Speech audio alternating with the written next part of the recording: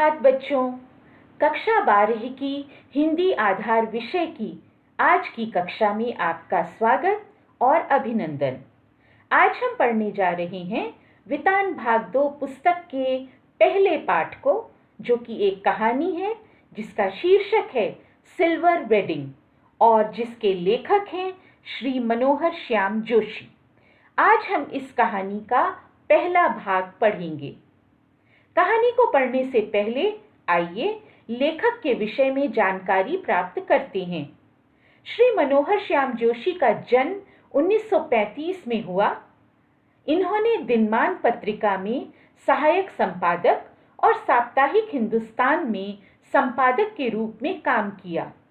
सन 1984 में भारतीय दूरदर्शन के प्रथम धारावाहिक हम लोग के लिए कथा पटकथा लेखन शुरू किया। ये हिंदी के प्रसिद्ध पत्रकार और टेलीविजन के धारावाहिक लेखक थे। लेखन के लिए इन्हें सन 2005 में साहित्य अकादमी पुरस्कार से सम्मानित किया गया। सन 2006 में इनका निधन हो गया। आपकी अनेक रचनाएं आज साहित्यिक जगत में प्रतिष्ठा के साथ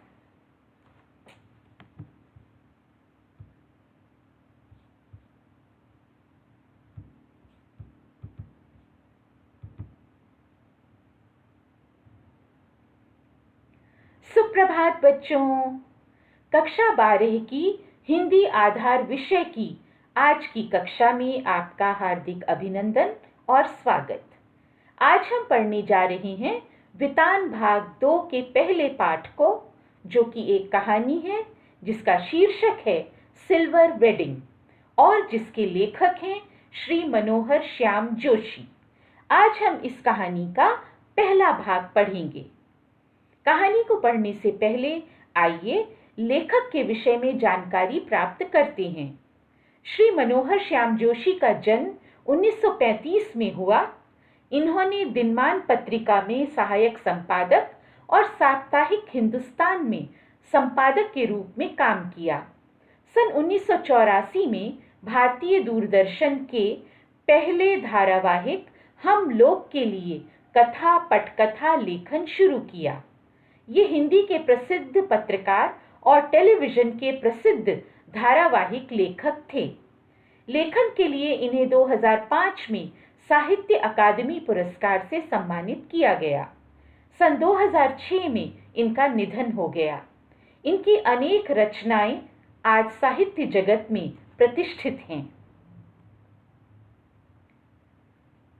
सिल्वर वेडिंग ये एक लंबी कहानी है।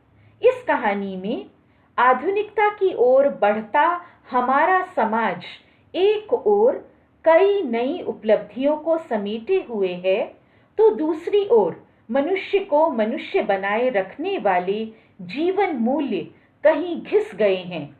इस विषय को उठाया गया है।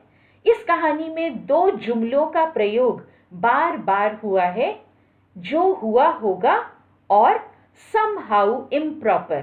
ये दोनों जुमले इस कहानी के बीज वाक्य हैं।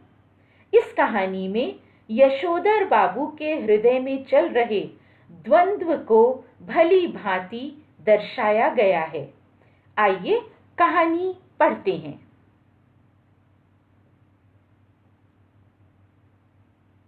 दफ्तर में सेक्शन ऑफिसर यशोधर पंत ने जब आखिरी फाइल का काम पूरा किया तो दफ्तर की घड़ी में 5:25 हुए थे। वे अपनी घड़ी सुबह शाम रेडियो समाचारों से मिलाते हैं, इसलिए वे दफ्तर की घड़ी को सुस्त बताते हैं। इनके कारण अधीनस्थ को भी 5 बजे के बाद भी रुकना पड़ता है। वापसी के समय वे किशन दा की उस परंपरा का निर्वाह करते हैं जिसमें जूनियरों से हल्का फुल्का मजाक किया जाता है। दफ्तर में नए असिस्टेंट चड्ढा को चौड़ी मोहरी वाली पतलून और ऊंची एड़ी वाले जूते पहने देखकर यशोधर पंत जी को ये somehow improper मालूम होते हैं। दफ्तर में ये नए असिस्टेंट चड्ढा थोड़ा बदतमीजी पूर्ण व्यवहार करते हुए पंत जी की घड़ी को चूने दानी कहते हैं। पंत जी उसका जवाब देते हैं तो चड्ढा पंत जी की कलाई को थामकर कहते हैं, ये घड़ी अब पुरानी हो गई है, अब आप डिजिटल जापानी घड़ी ले लो, सस्ती मिल जाती है। तो यशोधर पंत जी कहते हैं कि यह शादी की घड़ी है और ये उन्हें शादी में मिली थी। घड़ी भी उनकी तरह पुरानी हो गई है, लेकिन अभी भी समय सही बताती है।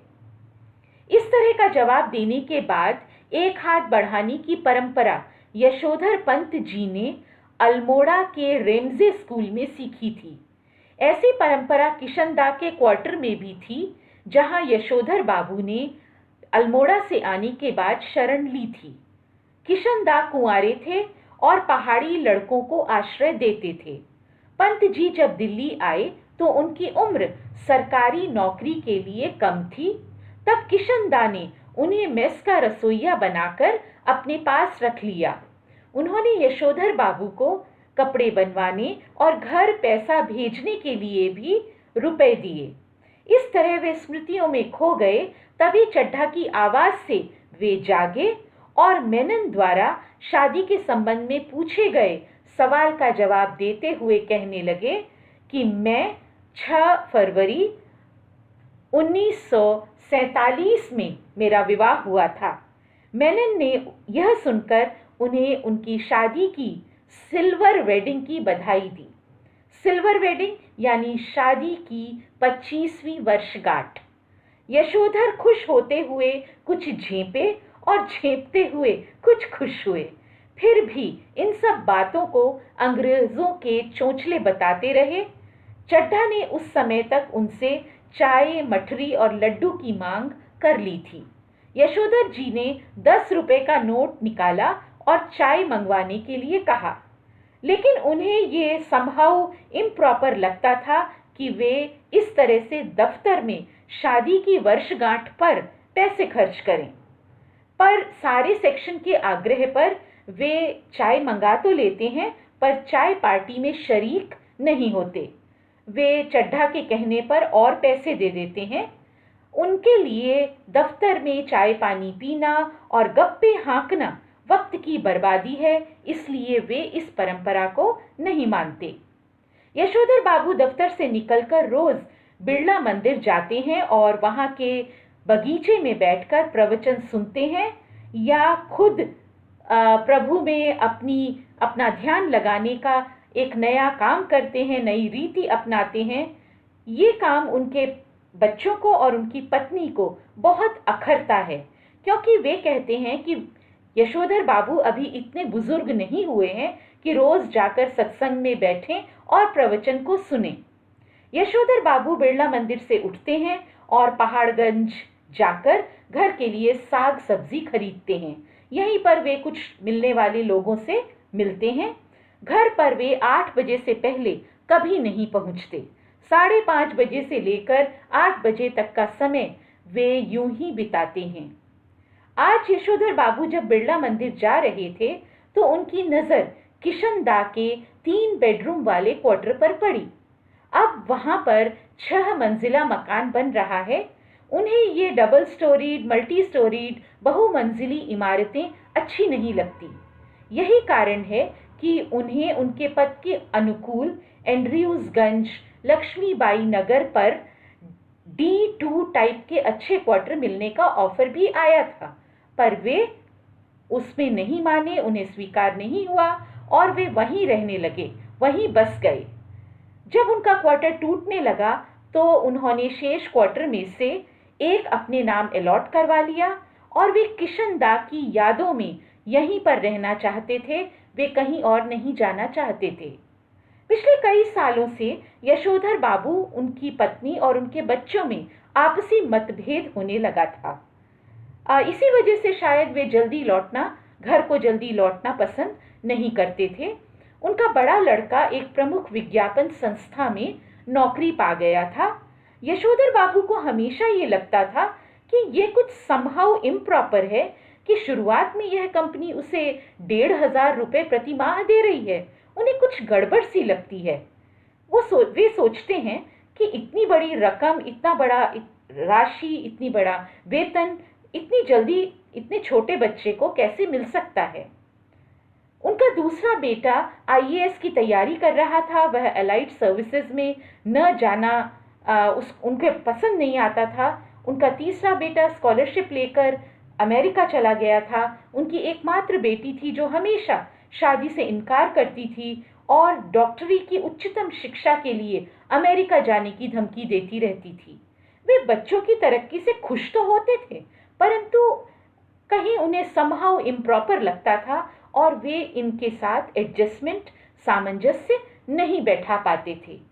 यशोधर बाबू की पत्नी यूं तो संस्कारों से आधुनिक नहीं थी, पर बच्चों के प्रति प्रेम के कारण, बच्चों के दबाव के कारण वह कुछ मॉडर्न हो गई थी।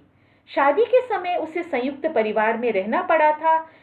वहां पर बूढ़ी दादी, बूढ़ी बुआ ने उसको दबा कर रखा था, उसको बंधनों में बांध कर रखा था।